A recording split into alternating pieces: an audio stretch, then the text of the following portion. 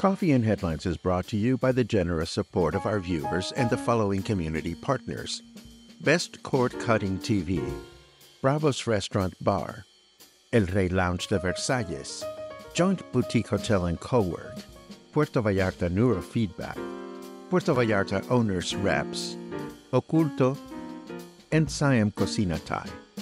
Thank you for your support, and thank you for supporting our community partners.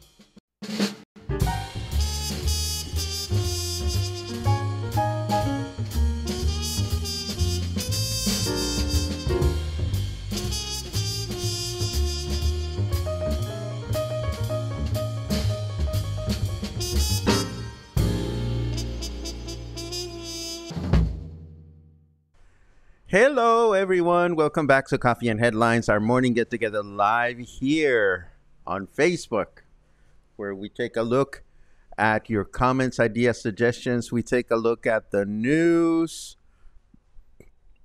And, well, I don't know what to tell you. It didn't happen here. It happened north of the border, but I know that it affects a lot of people.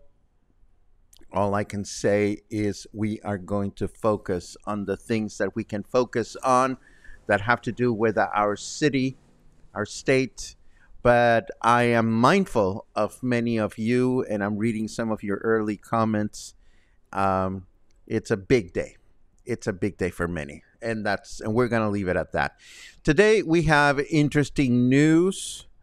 And we have some headlines and some reminders that I wish to share with you.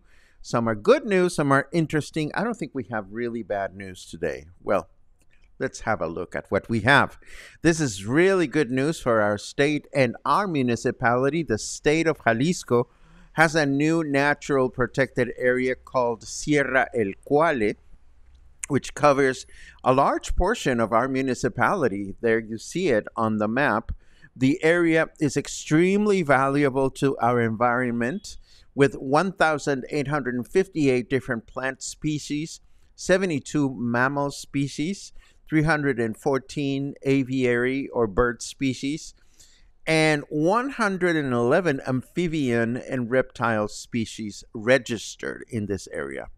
Of the 82,000 hectares, half will have restricted use, while the other half will be partially restricted. And thanks to this official designation, the area will no longer be threatened by tourism, agriculture, and real estate development. So this is excellent news for the environment. And now we have contrasting bad news for the environment. Some were quick to point fingers at the new green government for illegally cutting 19 trees along Avenida Mexico in Colonia Vallarta 750 or Vallarta 750. However, Bartolo Cruz of the city's Environmental and Ecology Department was quick to clarify that the permit was authorized by the past administration, not the current one. Cruz also announced an initiative that is being worked on by the city council that would look to increase the cost of a permit to cut down trees in the future as a preventive measure. It turns out that the trees that were cut down were illegally cut down, and the permits did not have a lot of specifics. There were some irregularities there, but that's what we've come to expect from the remnants of the last administration. And just a few days ago, we were observing how promotional activities around Day of the Dead seem to be increasing, along with our city's efforts to look Day of the Deadly through the installation of ornaments and other decorations. But now we have a real clear reason why this is happening. It sells well.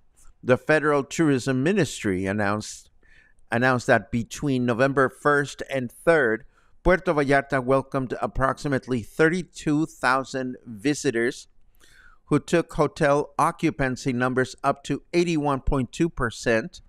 And these visitors spent approximately 29,000 pesos during the weekend, resulting in 900 million pesos in revenue for our city. Of course, it's for our city and all the businesses combined. If you ask me, where are those 900 million pesos? Well, they're everywhere and nowhere at the same time.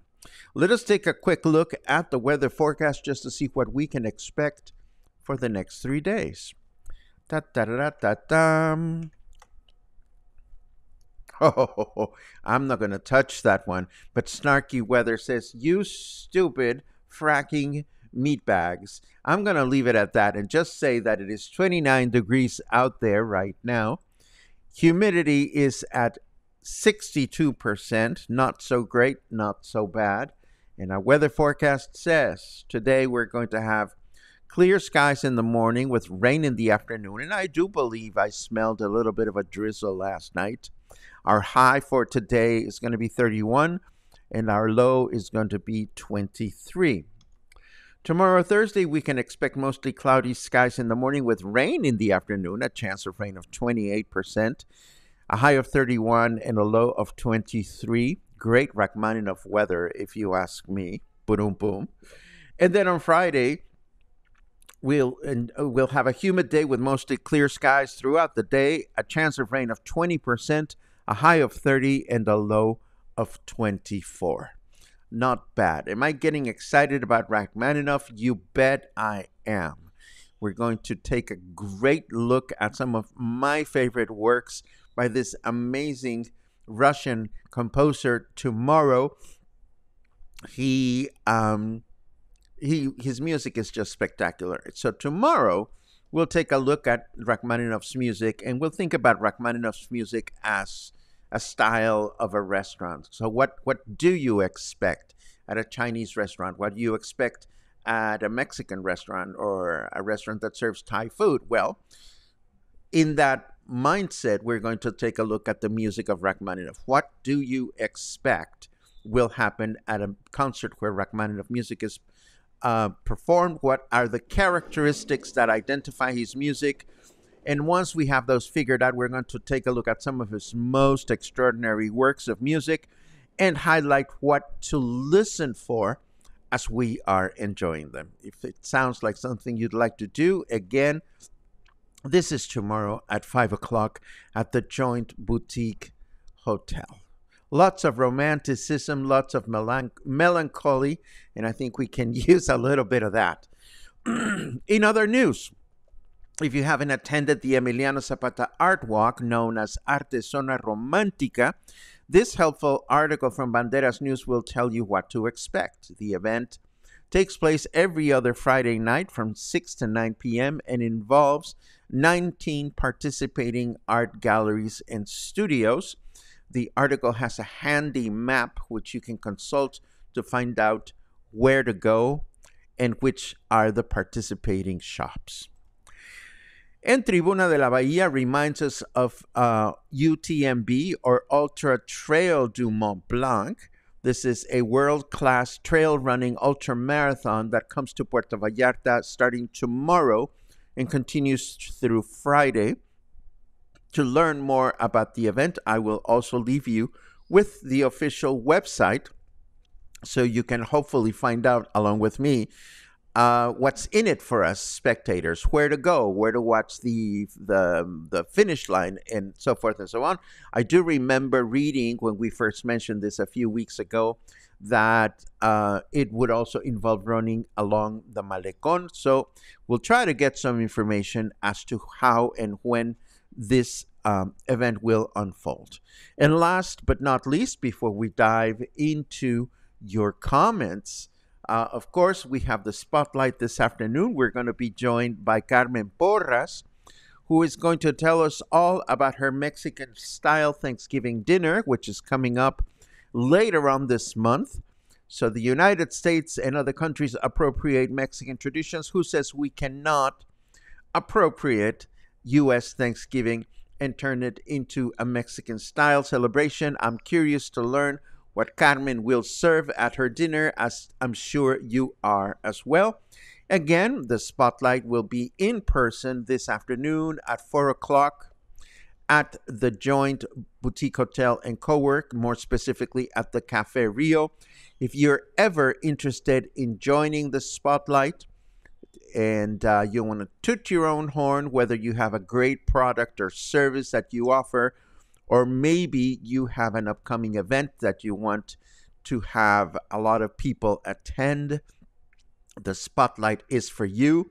You can join us for free. All you have to do is look for the weekly registration form that is offered for the next available show. You can find the registration form every day or most days in our show notes, and also in our Facebook page. If we don't publish the link to the registration form for the next week, it's probably because we already have 2 guests lined up. And with that said, I think, I want to share another one that I'm excited about.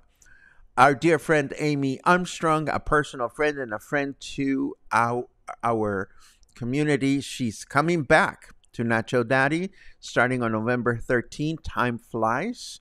And she's going to be joined by musical collaborators Eugenia Prieto and Al Ramirez. It's never disappointing with Amy on the stage, and I'm sure this is going to be a wonderful opportunity to learn what new songs she is bringing to her sets. I know that I recommended a song before she left for the summer. I wonder if you remember, Amy, and I wonder if you will include it. And if you've forgotten about it, all I'm going to say is that it calls for a sound effect that goes like this. Boo! And with that said, let's take a look at this.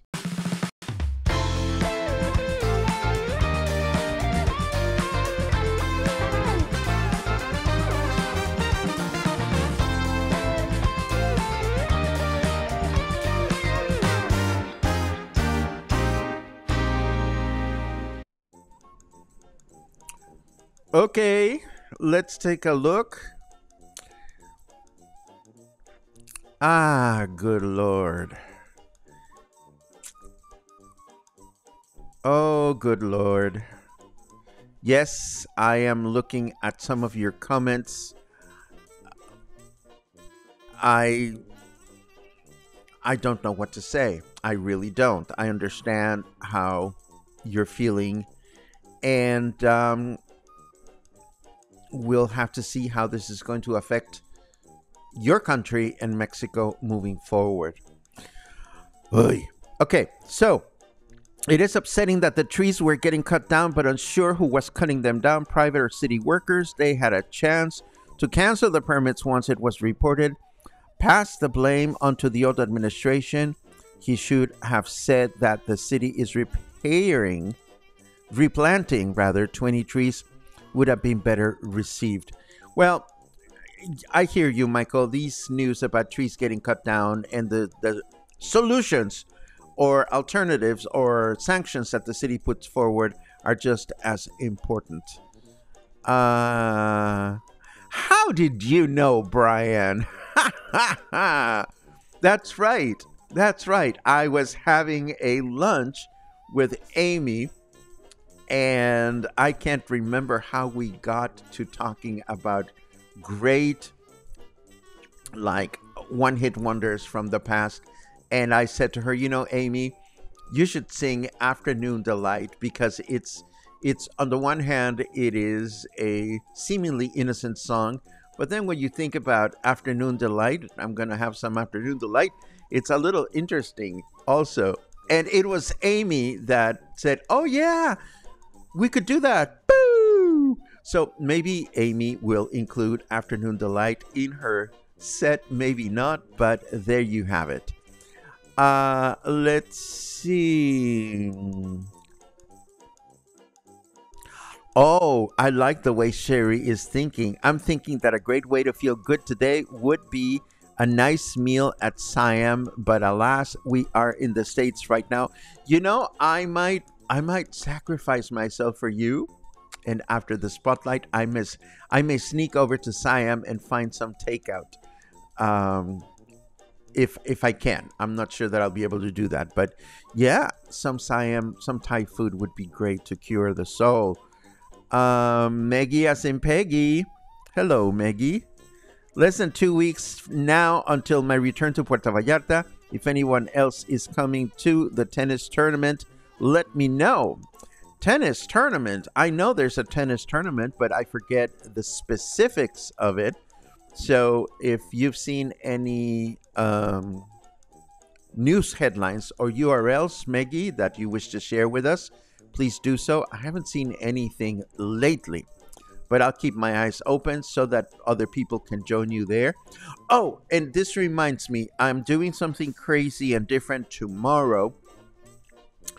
I usually don't go to press conferences because I figured